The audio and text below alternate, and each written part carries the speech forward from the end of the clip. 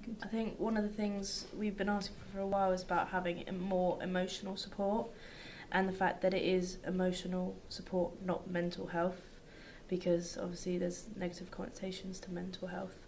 So I think when we found out that there was going to be a new worker, and especially care leavers workers, I think we were very happy that those things have been happening.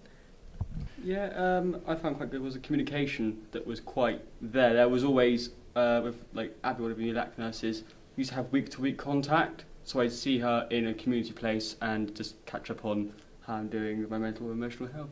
Yeah, quite good. I think really it's the high level of and intense work that they've now recently put into emotional health and actually getting those workers that can really understand different ways of working with young people who have emotional difficulties and kind of the importance of that. One other thing is, like, as a parent, being able to understand my own emotions before I can parent someone else into understanding theirs is a big thing as well. So I think definitely with the work I'm doing at the moment, it's giving me a real big insight into what my child could be dealing with. So I think it prevents that cycle happening in future, like we've all had from our experiences.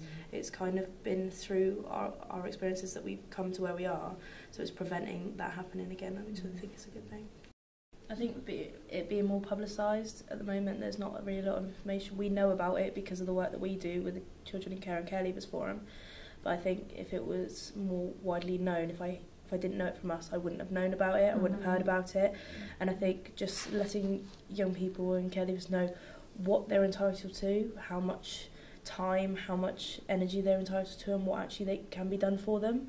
I think because if we don't know what we can get, we can't get it. No. I think we already do a lot of the stuff at the moment. I think across the country I've noticed there's been a problem with emotional support. Yeah. From other care leavers in other local authorities, they haven't got a lot of emotional support They available. don't know how to deal with it, do Yeah.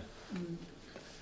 Why do you think that is? Because emotional health is so close to mental health. I think a lot of people don't understand it's a completely different ballgame, really.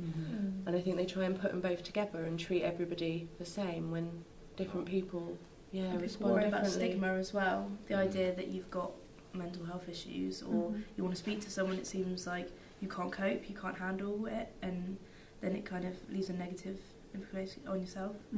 Resources, you know. Also, quite a lot of the time, by the time your referral actually comes through, your problems have kind of been masked by something else, and your problem is you can't exactly know what the problem is until they're gone again, and then that problem has come back, and it's like, oh, I've got to wait for another referral. Coping mechanisms that kind of override it. Yeah, and then sometimes you'll get sent off for the referral, and they'll come back and they'll be like, no, we're not going to see him, but we'll give you a probable diagnosis, but we're not going to give you nothing else.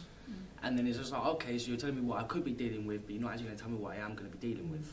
Yeah. I think that's a big... Yeah, absolutely.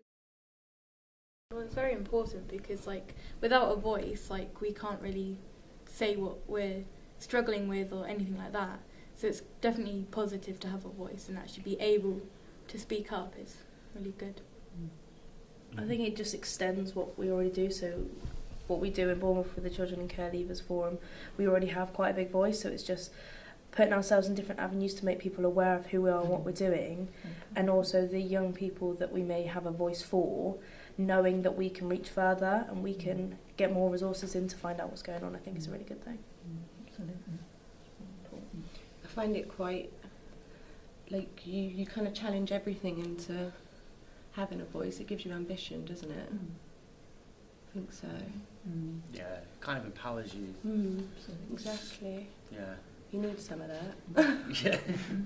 Yeah, I think it's quite beneficial because I know that we're going to have a good impact on the service, and you know, who knows, in a year's time we're going to have so much more support than we did 5 years ago, and knowing that it'll actually work because we've been in the care system, we're in it still, whatever, and we know what we want really. It's not just the voice, though, the fact that things have changed.